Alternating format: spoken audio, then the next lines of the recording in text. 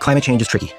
There's a disconnect between what the science says and what the narrative in the mainstream media is, and what certain, what I would call activist scientists have been kind of pushing.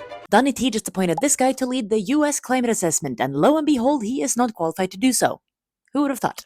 Let's look at the 97 to 99% of all climate scientists, by the way, a statistic that he doesn't qualify for because he is not a climate scientist, that agree that humans are driving climate change. Like, what exactly do they get from engineering a climate crisis? Fame? Name 3 climate scientists. Money? If cash is your main motivator, academia is usually not where you go.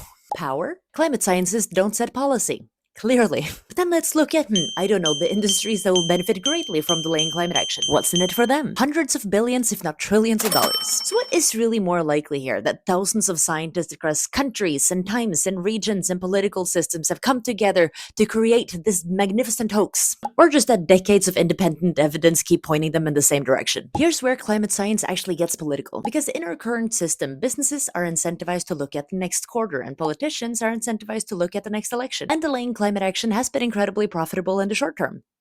Until it isn't. Because climate-related risks are already hurting the bottom line. Because you of course have physical risks hurting supply chains, and you have extreme weather damaging factories and infrastructure. And one thing that is actually really interesting to look at is insurance. Because insurance costs are soaring. And that is absolutely not because insurance companies are woke. Because they are seeing the very real risks that are associated to climate change, and they want to protect themselves. Same with banks and other financial institutions. Because they are in the business of mitigating risk. Because climate change is already costing companies $1 trillion annually in operational and physical risks. And this, if left unaddressed, will just continue to rise. Which brings me back to, as it very often does, companies need to look further than next quarter to exist beyond next quarter. Climate risk is one of the key topics that we cover in our beginner's guide to ESG. It takes 45 minutes, and by the end of it, you'll be more qualified than this guy.